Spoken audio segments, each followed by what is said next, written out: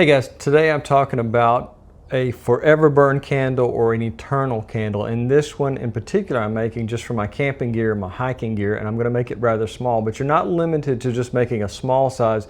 You could make them quite a bit larger. You could have multi-wicks. You could use it as a small heater for a room. It burns cleanly, so you don't have to worry about any toxic fumes. Always use protective things like fire extinguishers. I always throw that in there. Whenever I'm talking about fire, I always try to remember to tell people to use carbon monoxide detectors, smoke detectors, and fire extinguishers just in case. But today I'm going to show you how to make what I call an eternal or a forever burn candle. And literally, the components of this candle will last forever. Now, the first thing you're going to need to make this is just a common steel scouring pad that you find in most grocery stores, and they're very easy to come across. But we're going to take this and we're going to cut off just a small length of it. But before we do, we need to wear our protective Agent Orange gloves. So we're going to put these on, make sure in case there's any sharp edges to this. And we're going to cut out a little section of this about the same length as the candle we're making. So we just need to try to pull it apart there and cut it. It's kind of springy, so we're going to just try to pull it and cut at the same time. And that should be enough of the steel or whatever this product's made out of. I'm assuming some type of steel or metal. And so what you need to do next is you need to roll it in your hand and form it into a wick-like structure, just like a tube. And just keep doing that. Make sure you're wearing gloves because you don't want to take a chance on cutting your hand in anyways. Keep rubbing it back and forth like that till you get a nice long piece of it. And that's the first step in making our forever burn candle. Now the next thing we're using is carbon felt, and it looks like just some ordinary fabric of some type. It's nothing special as far as appearance, but it does have a very special feature. This is impervious to flame. I'm going to show you real quick that yes, it will smoke a little bit, but it will not catch on fire and it will not burn up. Plumbers use this to protect wood and other things when they're welding around plumbing pipes and things like that. But let me just demonstrate it real quickly as how impervious this is to flame.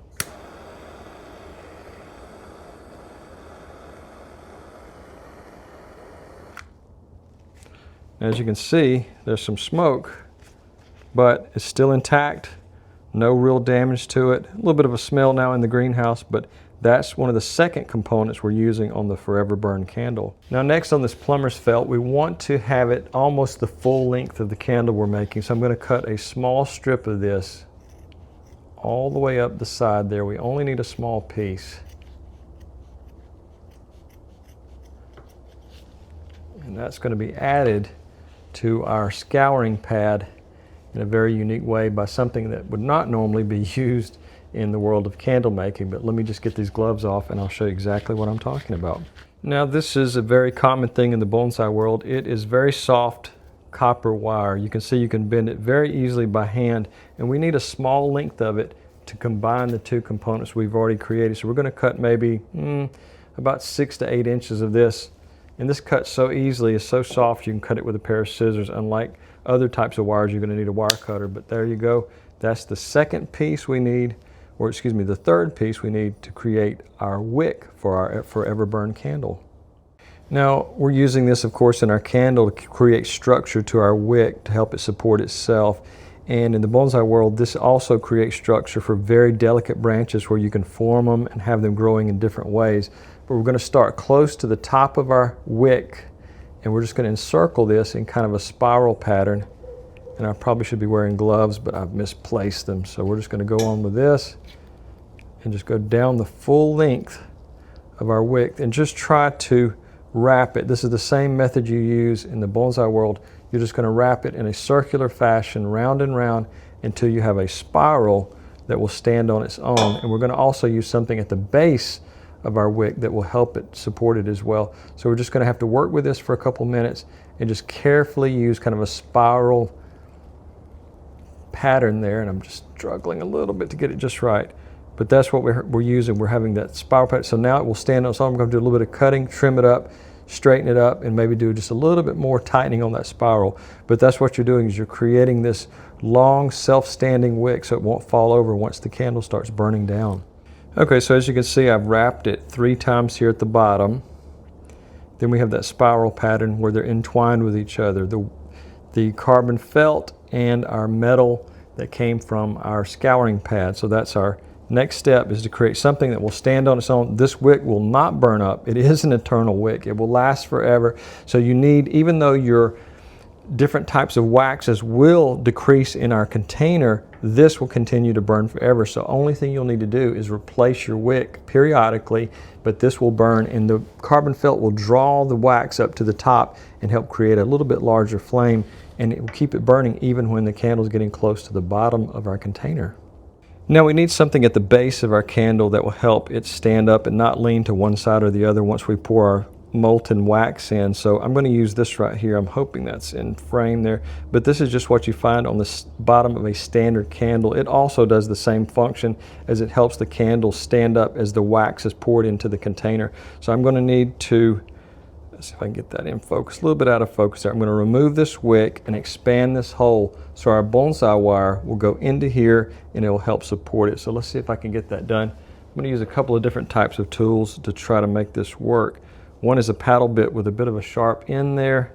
Sorry, I know I'm going in and out of focus, but I'm going to try to, let's see if I can get it in focus there. There we go. All right, no, our camera's being stubborn today. All right, I'm just going to push that out of there, and that will expand this. This is kind of an aluminum type piece, so we just slowly do that, ever so slowly. I would recommend wearing gloves, even though I don't have them, but it's making it a little bit bigger, and we're going to slip our bonsai wire right through the bottom of this hole. Now this is our base of our wick there, so we want it to sit flat on the interior of our container that we're putting in. So I opened this up a little bit so I could get the bonsai wire in there, because we need this to stand up. So I'm going to cut this just a little bit shorter and work it through. Look for my scissors. Cut that off. Work it through the base there. Then pull it into a horizontal pattern. We're going to bend this once it goes through, and we're going to cut off the excess. Okay. And so now we have our candle wick that will be self-supporting. Probably won't stand on the table by itself, but inside of the wax it will. It will be dried, but while we're pouring it, we want it to be stationary, and we want the candle to be supported. So that is our forever burn wick. It's made up of actually three components, excuse me. The carbon felt, the metal, and the bonsai wire to hold it all together. So next step is going to be using a very special type of wax. Now, next I want to talk about the type of wax we're using. The wax that burns the cleanest and will burn the slowest is beeswax, 100% pure beeswax. You can buy different types of it online. I got these two off of Amazon. I'll put links to everything from A to Z that I'm using in this video in case you want to order it. But if you already have your own supplies, you can make it yourself. And some of these things, you're not limited to the stainless steel containers I'm using. You could use anything from a used jelly jar. The only thing you might not have on hand is the carbon felt, and so that's one thing that you definitely want to look in the description, and you can place an order for those products very easily on Amazon and other places. Now I use this in the greenhouse quite a bit because I don't have natural gas out here, and I don't have a high wattage stove, and this is all I really need for out here. But this is a Dr. Howe's portable gas stove, and this thing I really think looks nice. Let me get this in there before we release too much gas into the air. All right, and we've sealed that carefully, but this is a really nice looking stove to be portable.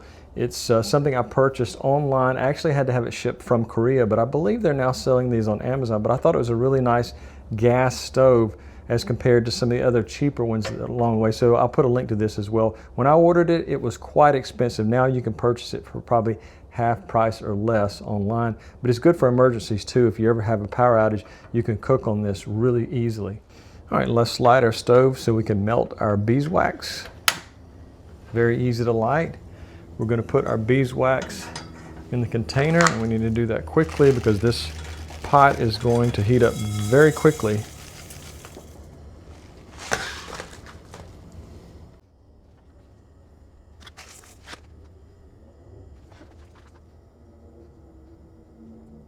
Now, if you're using these stainless steel containers that I recommended in the description, you want to make sure you remove this little rubber gasket here because it will melt. And I did test it to make sure it was still watertight because I don't want this spilling wax into all my camping gear and my hiking gear while I'm on the trail. So this is watertight now, wax seal tight.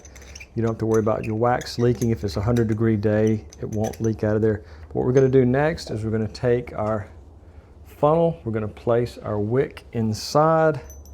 Standing on its own, we're just going to carefully bring our wax over to the candle. Not too easy to do 3 things at once, but let's see if we can do this. All right, it's a little bit hard to see the wick there.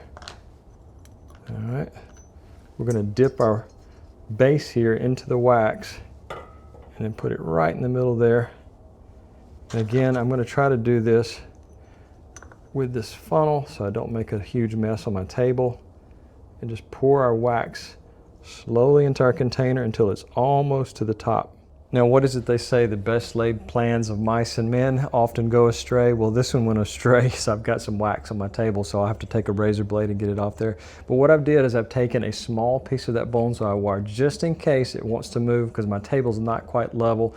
And the piece at the bottom will hold it in place if it's a perfectly level surface. But again, this greenhouse has some unusual things going on with the floor. So I've made sure I'm going to take that wire off once the wax comes to a complete hard dry, and then we'll light the candle and make a test of it.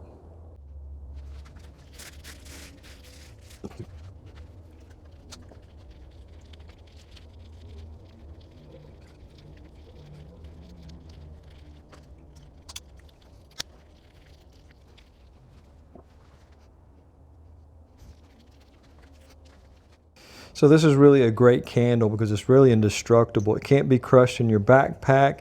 If it gets wet, it won't leak. If it gets really hot and your wax melts, it won't put wax all over the interior of your hiking gear. So we're just going to carefully remove this top. And I'm going to find my torch here and we're going to light it.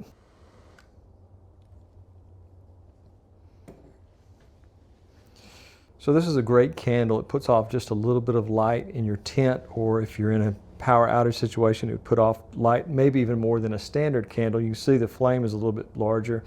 And also, you're not confined to just using what I'm using, which is stainless steel.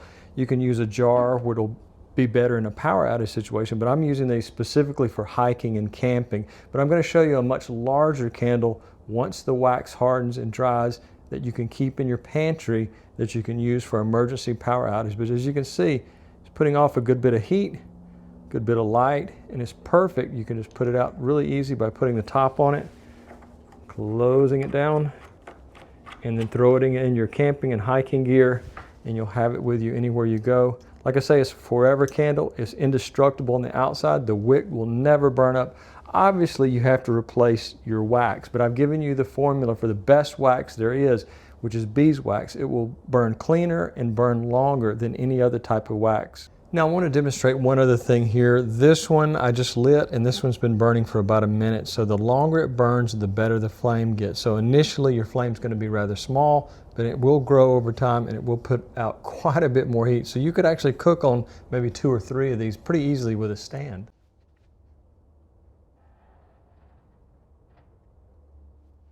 So there's one other great use for these. If you're hiking or camping and you find that you're in a situation where you need a good hand warmer, these also, they don't get super hot. Yes, they are hot really at the top, but you can grasp it towards the bottom half where your wax is and you can warm your hands up really quickly. I was caught in a snowstorm once and had a couple of these, and they came in really handy for heating up your hands. Even when you put it out, there's still heat inside of the metal. You can put it inside your glove and heat your hand up very nicely. So just remember, there's more than one purpose to these. Now I'm going to show you last the larger candle. I'm waiting on that wax to dry because I just created it, and I just want to show you how you can create a much larger candle to keep in your pantry that will be there for years and years, and you don't have to worry about it having to replace the wick or the container or whatever, melting, whatever condition it might be.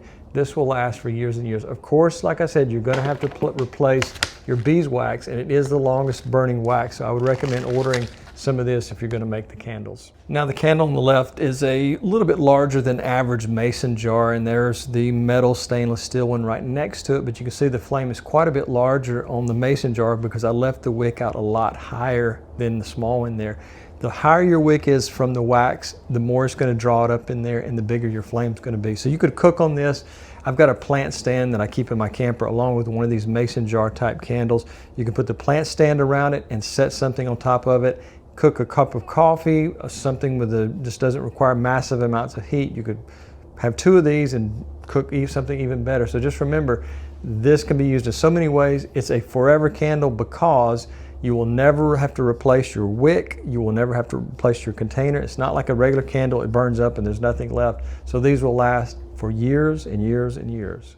So guys, I want to demonstrate this one right here. The larger candle puts out quite a bit of light. The small one puts out just about a little bit more than your average candle, but this one is probably the equivalent of 2 or 3, maybe 4 candles in the amount of light it's putting out in this room. So that's what I'm saying. Keeping one of these in your pantry for an emergency is great, as well as maybe an occasional hiking or camping trip. So guys, if you have a question about this video or any previous video, and I have, I believe, around 200 videos previous, so if you have any interest in this type of experimental thing that I do, or if you like bonsai gardening, I do all that stuff too. So just leave a question, but please become a subscriber first, because I always put subscribers to the front of the line when it comes to questions. Often I get so many comments, I just can't answer them all. So that would be a great favor to me. If you don't want to subscribe, just giving me a thumbs up, letting me know you like the video, that's even more important than becoming a subscriber to me. So guys, have a great day.